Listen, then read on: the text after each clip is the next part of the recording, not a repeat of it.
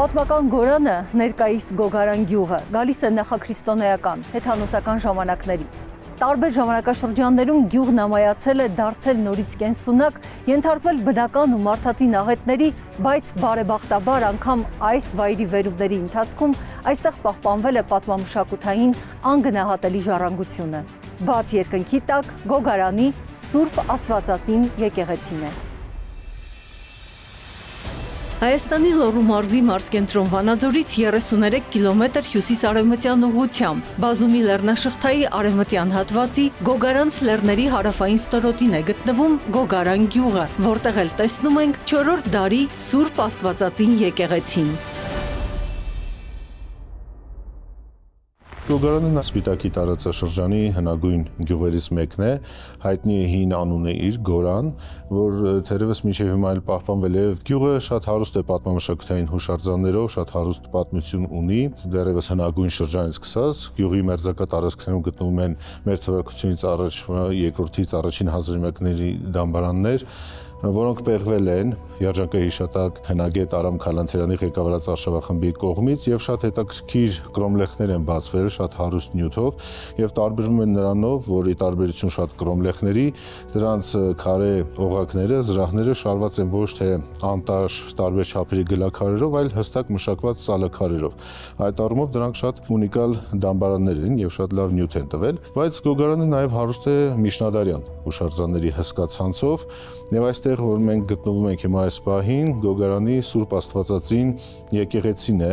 որը 1988 թվականի երկրաշարժի ժամանակ հիմնովին քանդվել ավերվել էր, բայց տեղում ուշ շրջանի 17-18-րդ դարի եկեղեցի էր, ժամանակաշրջանի բնորոշ շարվածքով, զանգակատնով եւ այլն, եւ երբ 1989 թվականին, 90-ական թվականներին Երկիր եւ մշակույթ կազմակերպություն նախաձեռնեց այս եկեղեցու վերականգնումը, կատարվեցին մաքրման աշխատանքներ եւ այլն, բացահայտվեց, որ իրականում այդ ուշ շրջանի եկեղեցու հիմքերի տակ կա վաղ միջնադարյան եկեղեցու հիմքեր, որի մասին թերևս ոչ ոք չգիտեր։ Եվ ճարտարապետ Ստեփան Նալբանդյանը նախագիծը փոփոխեց եւ որոշում կայացվեց, որ եկեղեցին վերականգնվի հենց հնագույն իր տեսքով եւ հատակագծով, որը որ մենք այժմ տեսնում ենք։ Այս հիմքերը հնագույն որ կան, դրանք չեն երևացել երբևէ եւ միայն այդ ժամանակի հայտ եկան։ Երբ որ վերականգնման աշխատանքները ընթանում էին, բացահայտվեց այդ հնագույն շերտը, շարվածքների հիմքերը եւ պատերի ստորին հատվածները, որը մենք հիմա տեսնում ենք, եւ հենց դրա վրա, որ մոտ 1 մետր բարձրությամբ պահպանվել են, կառուցվեց արդեն այս նոր հատվածները, այսինքն վերին հատվածը ամբողջությամբ նոր վերականգնված է եւ նույն կերպ մնացած հատվածները, թաղը, թաղակիր կամարները, որոնամյութերը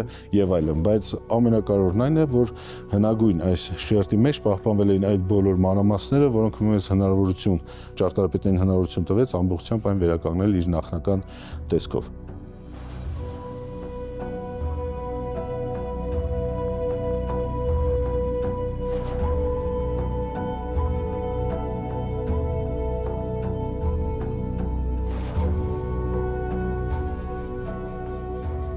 Խաչն էլ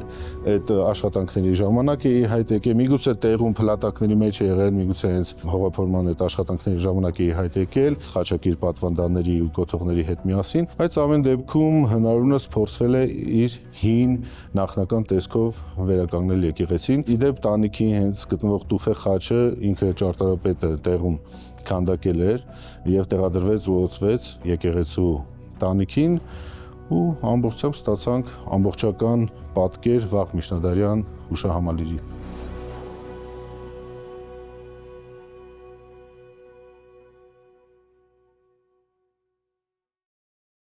Իրականում ինքը վաղ միջնադարյան միանավ սրահ է, արտաքուր շեշտված բազմանիստ աբսիդով, ինչը շատ բնորոշ է հենց վաղ միջնադարին։ 1990-ական թվականներին եկեղեցին վերականգնվեց, մինչև 96 թվականը տևեցին աշխատանքները, մեծ թվով եւ տեղացիներին մասնակցում եւ կամավորներ աշխարհի տարբեր երկրներից։ Նշեմ, որ դա Երկիր եւ մշակույթ կազմակերպության առաջին գործերից մեկն էր Հայաստանում։ Ընդհանրապես այդ կազմակերպությունը հիմնադրվել է 1977 թվականին եւ բազմաթիվ հայրենանվեր գործունեություն ծավալել հայկական գաղթօջախներում, իսկ 89 թվականից արդեն իր գործունեությունը սկսեց Հայաստանում եւ առաջիններից մեկը այս Սուրբ Աստվածածին եկեղեցու վերականգնումն էր, որի ճարտարապետ Ստեփան Նալբանդյանն էր։ Ես փոքր էին ժամանակ, երբ աշխատանքները գնում են, բայց հիշում եմ, ինչ որ չափով փորձում էի մասնակցել, օգնել եւ այլն, բավականին երկար տևեցին եւ ահա 96 թվականին արդեն Գարեգին առաջին ամենայն հայոց կաթողիկոսի ձեռամբ եկեղեցին օծվեց եւ դարձավ գործող։ Բացի բուն եկեղեցուց տարածքում նաև հայտնաբերեցին վաղ միջնադարյան տարբեր կոթողների բեկորներ։ 5 պատվանդան գտնվեց հավասարաձև խաչերի պատկերներով, տարբեր սյուների քառակող կոթողների հատվածներ, թևավոր խաչի 11 բեկոր, 2 խոյակ եւ այլն։ Եվ դրանք նույնպես հետագայում որոշում կայացվեց, որպեսզի ամեն դեպքում հենց տեղում եկեղեցու հարևանության վերականգնվեն, նախագիծ արվեց եւ այդ կոթողները ինչ որ մնացել էր, ինչ չափով որ հնարավոր էր, վերականգնվեցին ու տեղադրվեցին եկեղեցու բակում եւ շատ հետաքրքիր է, որ մենք մտնում ենք Սուրբ Աստվածածին եկեղեցու բակ, ազդեցիկ ու տպավորիչ է այդ ամեն ինչը, երբ որ մենք տեսնում ենք վաղ միջնադար ամբողջությամբ իր մանրամասներով, թե վաղ միջնադարյան այս բազիլիկ եկեղեցին, թե այդ կոթողները ու թևավոր խաչերը։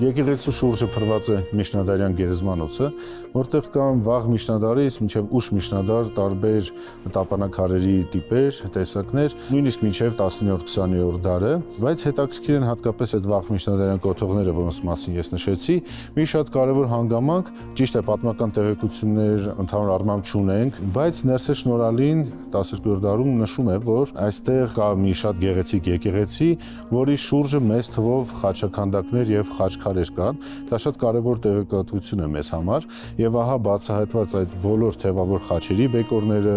քառակող կոթողները, պատվանդանները, խոյակները, նաեւ խարիսխներ են գտնվել, հաստատում են, որ այդ 11-12-րդ դարում գոնե դրանք այս տարածքում եղել են։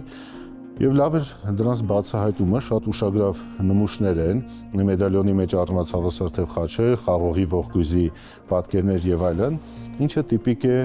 վաղ միջնադարին եւ տարածված է մեծ տարածում ունի նաեւ Լոռիում։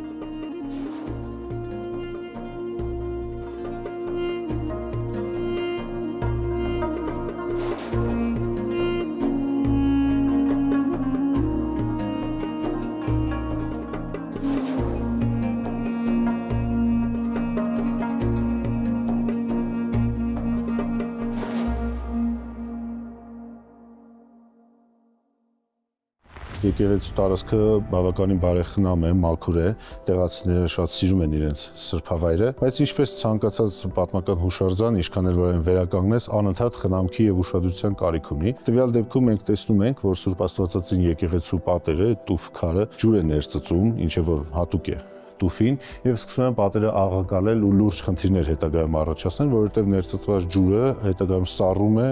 սառուցալում է եւ ներսում դատարկ տարածություններ են գանում։ Այս հարցը պարբերաբար քննարկվում է, խնդիրների լուծումներ են առաջարկում եւ հուսով եմ, որ ինչ-որ լուծում ի վերջո կգտնվի։ Տարածքում բավականին լավ շեշտված երևում է այդ խնդիրը, նույնիսկ հիմքերի մոտ որոշ տեղերում դրսից էլի շատ հատվածներ եւ դա իհարկե հրատապ լուծման կարիք ունի։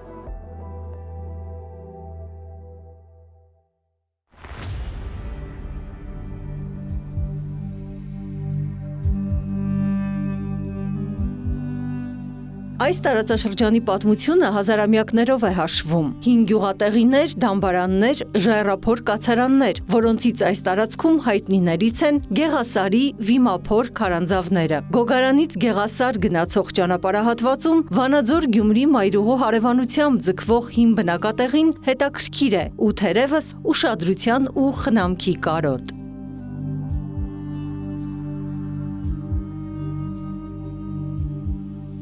Ընդհանրապես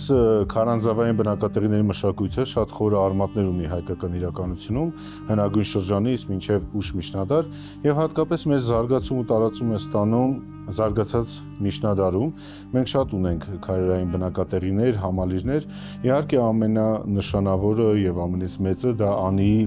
քարանձավային համալիրն է, 1000 համալիրներից բաղկացած այդ հսկա տարածքը, որը պարբերաբար շարունակ բացահայտվում է, նորանոր քարերներ են հայտնաբերվում, սրբատեղիներ եւ այլն, բայց ներկայիս Հայաստանի Հանրապետության տարածքում էլ շատ են։ Սյունիքի մարզում մենք ունենք նշանավոր քարերային համալիրներ, ինչպիսիք են օրինակ Խնձորեսկի, Հինգորիսի, Տեղգյուղի համալիրները, Վայոց ձորում,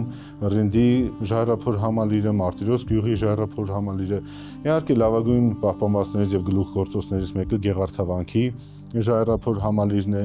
նաև Քասախ-Գետի կիրճում ունենք, Արագածոտնի մարզում են շատ եւ վերջերս հայտնաբերված Օհանավանի ժայռափոր համալիրը, որ մեծ աղմուկ բարձրացրեց։ Այս մեկը, որ հիմա մենք գտնվում ենք, դա Լորվա մարզի ժայռափոր համալիրներից է, գտնվում է Գեղասար գյուղի վարչական տարածքում, Սպիտակ քաղաքից մոտ 10 կիլոմետր դեպի արևմուտք, բավականին հետաքրքիր է ինքը։ Հայտնաբերվել է 1977 թվականին պատահաբար ճանապարհաշինարարական աշխատանքների ժամանակ եւ հենց այդ թվականից մի քանի տարի ի վեր 1977-ից կարծեմ 80 թվականը հնագիտության եւ ազգագրության ինստիտուտի արշավախումբը այստեղ պեղումներ է իրականացրել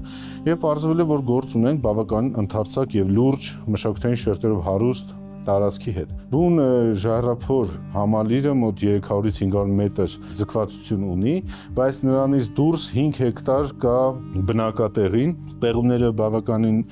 լուրջ արդյունքներ տվեցին, պարզվեց, որ այստեղ մենք գործ ունենք ոչ միայն միահարկ քարերների հետ, այլ երկհարկ, եռահարկ, դրանք կցված են իրար տարբեր մուտքերով, կա եւ պաշտամունքային, եւ կենցաղային, եւ արհեստագործական քարերներ, հետաքրքիր է եկեղեցին, հետաքրքիր է քարավանատունը, նաեւ հայտնաբերվել է տապանատունը, որտեղ կարծեմ 12 գերեզման է պեղվել, արհեստավորական սենյակներ, պեղումներից հայտնաբերվել են մեծ թվով խեցեղեն իհարկե եւ անջնարակ եւ ջնարակված, մետաղ է հայտնաբերվել շատ եւ ամենից կարեւոր գտածոներից մետաղի բազմաթիվ այդ խարամները, այդ լուծույթները, ինչը հաստատում է այն, որ տարածքում նաև զբաղվել են մետաղամշակմամբ, մետաղամշակության, մետաղագործության արհեստանոցներ են եղել այս համալիրում։ Այժմ մենք տեսնում ենք հուշարձանից այն ինչ որ պահպանվել է եւ ինչ վիճակում որ գտնվում է, իհարկե շատ տխուր է տեսարանը, այստեղ ակնհայտ է վանդալիզմի դրսևորման այդ բուրըն մոլուցքը, ամեն տեղ գրեթե բոլոր հատվածներում այս ժայռափոր վիմափոր համալիրի մենք տեսնում ենք փորագրված կամ ներկովարված անուններ, այդ սովորությունը, որ արմատացել է ժողովրդի մեջ, չգիտեմ, ավելի մոլեռանդորեն տարածվում է հենց հուշարձանների վրա եւ ամենտեղ ես միշտ կրկնում եմ, որ դրանք ոչ մի բան չեն տալիս, այլ ընդհակառակը անդառնալի վնաս են հասցնում հուշարձանին, քանի որ այդ փորվածքի կամ ներկի շերտերը հեռացնել երբեմն լինում է անհնար, իսկ հեռացնելուց էլ վնասվում է տվյալ հուշարձանի քարի պաշտպանիչ շերտը եւ արդեն դրա քայքայումը կանխելը դառնում է անհնար։ Ուստի միշտ հորդորում եմ, խնդրում եմ, պահանջում եմ մեր հայրենակիցներին, մեր ժողովրդին, որ երբեք հուշարձանի տարածքում նման բան չանեն, որտեղ դա պարզապես իրենց ոչինչ չի տալու, այլ միայն անդառնալի վնաս է հասցնելու հուշարձանին։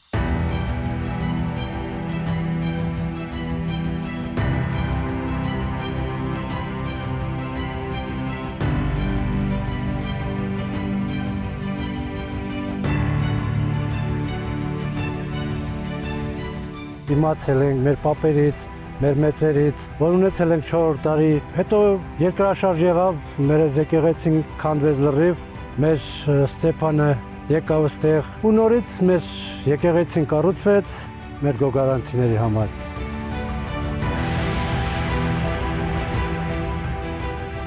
Մեր մանկությունը եկեղեցու մոտ այլել, գալիս երեխեքի քաղանը, ու թե ինձ Ստյոպիա ծանոթացակ, եկա լավ բաներ այլել մեր գյուղի մեծ եկեղեցին։ Ամեն օր ամերիկացիներ են գալիս, տարբեր տեղերից, գալիս են, վերևել ունեք սուր, գնում են այնտեղ, խաչի մոտ են,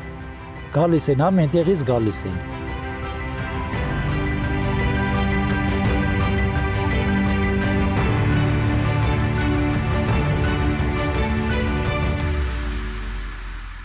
Չորրորդ դարվա կառուցա այս եկեղեցին,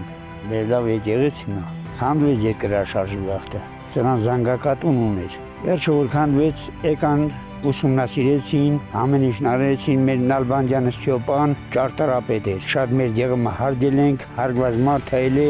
շնորհքով շինեցինք, ես էլ Ստիան աշխատողն եմ էլի, սա ու հետ, Ստյոպիս հետ, են խաչն էլ Ստյոպս աշինի, են խաչի միջին էլ անունը կա։ Գոգարանցիները անթաքույց հպարտությամբ են խոսում բարձրադիր գյուղի մասին, նշելով անպայման, որ ծովի մակարդակից այն բարձր է շուրջ 1900 մետր, ու եկեղեցին նրանց բազմաթիվ պատմությունների առանցքային դրվագն է իր հին ու շարունակվող պատմությամբ։ Բաց երկնքի տակ Գոգարանի Սուրբ Աստվածածին եկեղեցիներ։